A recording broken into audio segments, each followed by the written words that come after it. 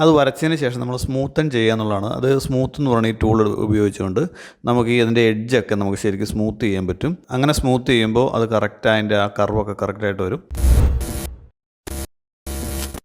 Hello, നമസ്കാരം. തുടരും സിനിമയുടെ ടൈറ്റിൽ ഒന്ന് ഡിസൈൻ ചെയ്യാൻ പോവാണ്. അപ്പോൾ നമുക്ക് വീഡിയോയിലിട്ട് പോകാം.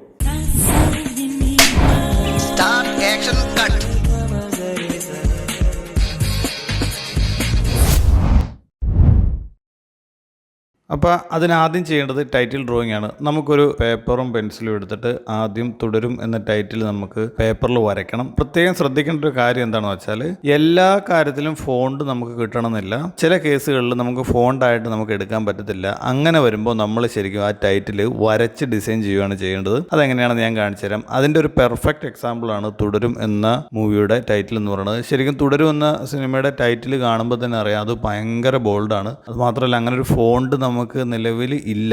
ഫോണ്ട് ഉണ്ട്, പക്ഷെ അത് കറക്റ്റ് ഫോണ്ട് നമുക്ക് കിട്ടത്തില്ല. അങ്ങനെ വരുന്ന സിറ്റുവേഷനിൽ തുടരും എന്ന ടൈറ്റിൽ നമ്മൾ വരച്ചുണ്ടാക്കുകയാണ് ചെയ്യുന്നത്.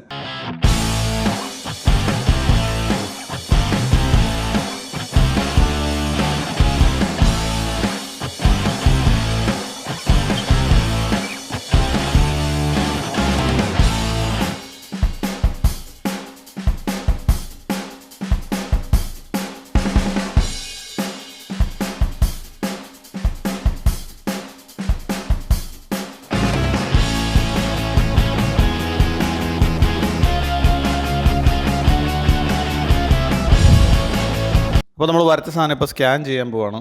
നമ്മൾ സ്കാനറിലേക്ക് വെക്കുന്നു, അതിനുശേഷം സ്കാനിങ് ചെയ്യുന്നു. ഇപ്പോൾ ഇതിനകത്ത് സ്കാനിങ് ലോഡ് ആയിക്കൊണ്ടിരിക്കുകയാണ്. ഈ സ്കാൻ ചെയ്ത സംഭവം കമ്പ്യൂട്ടറായിട്ട് സേവ് ആയിക്കൊണ്ടിരിക്കുകയാണ് ഓട്ടോമാറ്റിക്കായിട്ട്.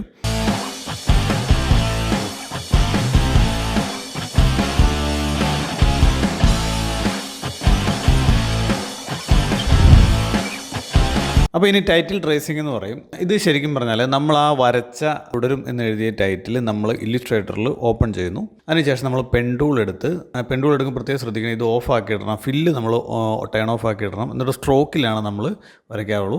ഇപ്പോൾ നമ്മൾ പെൻടൂൾ എടുത്ത് സ്ട്രോക്ക് എടുത്തിട്ട് തുടരും എന്ന് എഴുതിയ ടൈറ്റിലിൻ്റെ മുകളിൽ കൂടെ നമ്മളിങ്ങനെ ആ ഒരു പെൻടൂൾ വെച്ച് വരച്ച് പോകണം.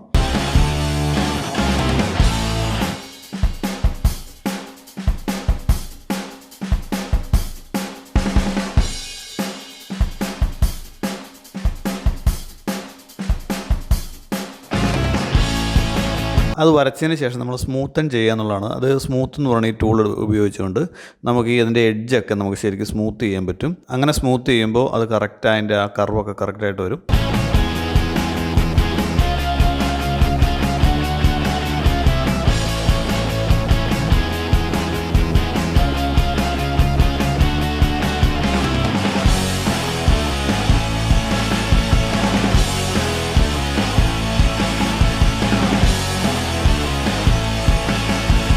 നമ്മളതിൻ്റെ ആ സ്ട്രോക്ക് മാത്രം നമ്മളെടുത്ത് മാറ്റി വെക്കണം. എന്നിട്ട് ആ പേപ്പർ നമ്മൾ വരച്ച ആ പേപ്പർ നമ്മൾ ഡിലീറ്റ് ചെയ്ത് കളയുകയാണ്. മനസ്സിലായില്ലേ? അങ്ങനെയാണ് ശരിക്കും നമ്മൾ ടൈറ്റിൽ ചെയ്യുന്നത്. ശരിക്കും ഇതാണ് ഈ ഒരു മെത്തേഡ്. ഇത് നിങ്ങളെ കാണിക്കാൻ വേണ്ടിയിട്ടാണ് ഞാൻ ഇങ്ങനെ കറക്റ്റ് ഡീറ്റെയിൽ ആയിട്ട് എടുത്തു പോകുന്നത്. അപ്പോൾ ആ പേപ്പർ നമ്മളെടുത്ത് മാറ്റി ഇനി ടൈറ്റിൽ മാത്രമേ ഉള്ളൂ. നമ്മൾ വരച്ച സ്ട്രോക്ക് മാത്രമേ ഉള്ളൂ ഇതിൻ്റെ മുകളിൽ. ഇനി നമ്മൾ വരച്ച സ്ട്രോക്കിൽ നമ്മൾ ആ എഡ്ജസൊക്കെ ഒന്ന് ഷാർപ്പ് ചെയ്ത് ഒന്ന് സ്മൂത്ത് ചെയ്ത് കഴിഞ്ഞാൽ പരിപാടി ക്ലിയർ ആയിട്ട് വരും. കണ്ടോ, ഇപ്പോൾ അതിൻ്റെ അകത്ത് സ്മൂത്ത് വരുന്നുണ്ടോ? ചെറിയ ആ ഒരു വളവൊക്കെ കറക്റ്റായിട്ട് വരാത്തതുകൊണ്ട് നമ്മൾ സ്മൂത്തോട് ഉപയോഗിച്ചുകൊണ്ട് നമ്മളത് കറക്റ്റായിട്ട് ആ കർവ് നല്ല രീതിയിൽ വരുന്നുണ്ട്.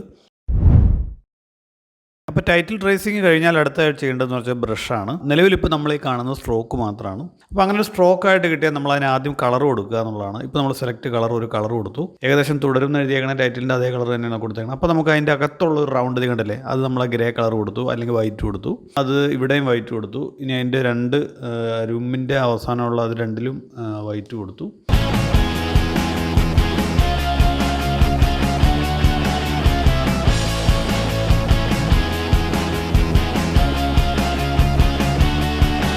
എന്നിട്ട് അതിനെ നമ്മൾ അകത്തുള്ളതെല്ലാം നമ്മൾ എടുത്തിട്ട് അതിനൊരു കളർ കൊടുത്തു, റെഡ് കളർ കൊടുക്കുക.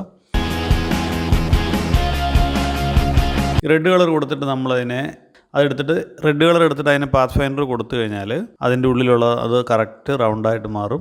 ഇപ്പോൾ ആ റെഡ് കളറുള്ള റൗണ്ടൊക്കെ ഇല്ലാണ്ടായിട്ടുണ്ട്. അതാണ് ശരിക്കും പാത്ത് ഫൈൻഡർ യൂസ് ചെയ്യുന്നതിൻ്റെ ഗുണം എന്ന് പറയുന്നത്. ഷേപ്പ് മോഡ്സ് ആണ് പറയുന്നത്. ഇപ്പോൾ അതിനുശേഷം നമ്മൾ ചെയ്യണമെന്ന് വെച്ചാൽ ഇപ്പോൾ നമ്മൾ ആ സ്ട്രോക്കിനുള്ളിലാണ് കളർ കൊടുത്തേക്കണത്. ഇനി നമ്മൾ ആ സ്ട്രോക്ക് വെച്ചിട്ടാണ് നമ്മൾ ആദ്യം ടൈറ്റിൽ ട്രേസ് ചെയ്ത ആ സ്ട്രോക്ക് ഉണ്ടല്ലോ, ആ ഒരു ഔട്ട്ലൈൻ നമ്മളങ്ങ് ഡിലീറ്റ് ചെയ്ത് കളയാൻ പോകണം. അത് ഡിലീറ്റ് ചെയ്ത് കളഞ്ഞാൽ ഇപ്പോൾ നമുക്ക് ആ ടൈറ്റിൽ മാത്രമായിട്ട് ഇങ്ങനെ വരും. ഇനി അത് നമ്മൾ സിംപ്ലിഫൈ എന്ന് പറയുന്ന ഒരു എഫക്റ്റ് ഉണ്ട്. അതിൻ്റെ അകത്ത് കർവൊക്കെ കറക്റ്റായിട്ട് വരും. ഇപ്പോൾ തുടരുന്നുള്ളതിൻ്റെ കർവ് കറക്റ്റാണ്, കണ്ണിങ് ആണ്. അപ്പോൾ അത് നമ്മൾ കറക്റ്റ് ആക്കാന്തേക്കുണ്ടോ ഈ സാധനമാണ് നമ്മൾ ഉപയോഗിക്കുന്നത്. അപ്പോൾ അതിൻ്റെ ഒരു ആംഗിളൊക്കെ കറക്റ്റായിട്ട് കിട്ടാൻ വേണ്ടിയിട്ട് നമ്മളത് ഉപയോഗിച്ചു. അതിൻ്റെ അത് സ്ട്രെയിറ്റ് ലൈനൊക്കെ കൊടുത്തു കഴിഞ്ഞാൽ അത് കറക്റ്റായിട്ട് ഇതിൽ വരും. ഇപ്പോൾ അത് ഏകദേശം കറക്റ്റായിട്ട് നമ്മൾ വന്നേക്കാണ്. തുടരും എഴുതിയേക്കുന്ന ടൈറ്റിൽ ഇപ്പോൾ ഏകദേശം പക്ക സെറ്റായിട്ട് വന്നേക്കാണ്. ഇത് നമ്മൾ ഏകദേശം കഴിഞ്ഞു. അടുത്ത പരിപാടി എന്ന് പറയുന്നത് പോസ്റ്ററാണ്.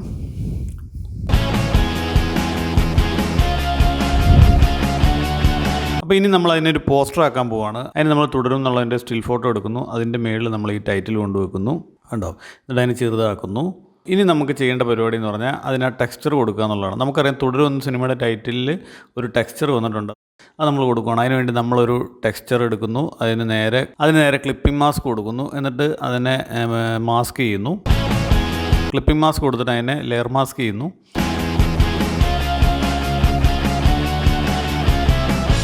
അപ്പോൾ ആ മാസ്ക് ചെയ്തതിനകത്ത് നമ്മൾ ബ്രഷ് ഉപയോഗിച്ച് വേണ്ട ഭാഗം മാത്രം നമ്മൾ പെയിൻറ്റ് ചെയ്ത് കൊടുക്കുമ്പോൾ ആ സംഭവം വരും. കണ്ടോ, ഇപ്പോൾ ആ ടെക്സ്ചർ ഇതിൽ വരുന്നുണ്ട്.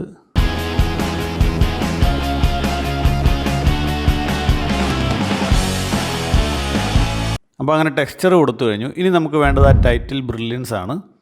അപ്പോൾ ഇനി നമ്മൾ ആ ടൈറ്റിലെ ബ്രില്യൻസ് ആണ്, നമ്മൾ ആ ഒരു സ്റ്റിച്ച് ഇട്ടേക്കുന്ന സാധനമാണ്. അതിന് നമ്മൾ ബ്രഷ് എടുക്കുന്നു. എന്നിട്ട് ആ സൈഡിൽ നമ്മൾ വേണ്ട രീതിയിൽ ആ രണ്ടക്ഷരം തമ്മിലുള്ളത് കൂട്ടിമുട്ടിക്കാൻ വേണ്ടിയിട്ട് ബ്രഷ് ടൂൾ എടുത്ത് വരയ്ക്കുന്നു. വരച്ചതിന് ശേഷം നമുക്ക് ആ ഫീല് കുറച്ചുകൂടെ കിട്ടുന്നതിന് വേണ്ടിയിട്ട് നമുക്ക് അതിൻ്റെ ഒരു ഓവർലേ ഒന്ന് മാറ്റി കൊടുക്കാം. കണ്ടോ, അത് മാറ്റി കൊടുക്കുമ്പോൾ അതിൻ്റെ അകത്ത് ഡിഫറൻസ് വരുന്നുണ്ട്. ഇനി അതിൻ്റെ അത് നമ്മൾ ആ ക്രൂ മെമ്പേഴ്സിൻ്റെ പേരൊക്കെ നമ്മൾ ഇടുവാണ്. ഇപ്പോൾ ആ ക്രൂ മെമ്പേഴ്സിൻ്റെ പേര് എന്ന് പറയുന്നത് ഇപ്പോൾ ഇട്ടേക്കുന്നത് വേറെ ഇതാണ്. ജസ്റ്റ് ആ പോസ്റ്ററിൻ്റെ ഒരു ഇത് വരാൻ വേണ്ടിയിട്ട് ഇപ്പോൾ നമ്മൾ സംഭവം ടൈപ്പ് ചെയ്ത് എല്ലാം സെറ്റ് ചെയ്ത് കഴിഞ്ഞു. അങ്ങനെ തുടരും ഇതിൻ്റെ പോസ്റ്റർ റെഡി ആയിട്ട് കഴിഞ്ഞു. അപ്പോൾ ഇങ്ങനെയാണ് സിനിമയുടെ പോസ്റ്റർ ചെയ്യുന്ന ഒരു രീതി എന്ന് പറയുന്നത്. ഇനി അതിൻ്റെ ഒരു കളർ ടൂൺ നമ്മൾ മാറ്റി പിടിക്കണം. കണ്ടോ, ഇപ്പോൾ നമ്മൾ എടുത്തിട്ട് ഫിൽറ്ററിൽ ക്യാമറ റോ ഫിൽറ്ററിൽ പോയിട്ട് അതിനകത്തുള്ള നമ്മൾ എടുത്തേക്കുന്ന പ്ലഗിൻസ് എടുത്തിട്ട് പല കളർ വേരിയൻ്റ് ഉണ്ട്. അപ്പോൾ ആ കളർ വേരിയേഷൻ നോക്കുമ്പോൾ നമുക്കറിയാൻ പറ്റും ഏതൊക്കെയാണ് പോസ്റ്ററിന് വേണ്ടത് എന്നുള്ളത്. നമുക്ക് അതിനകത്ത് ഇഷ്ടപ്പെട്ട ഒരു സാധനം എടുത്ത് ചൂസ് ചെയ്യാം. ഇത് അത്യാവശ്യം അതിന് ചേരുന്നൊരു വൈബാണ്.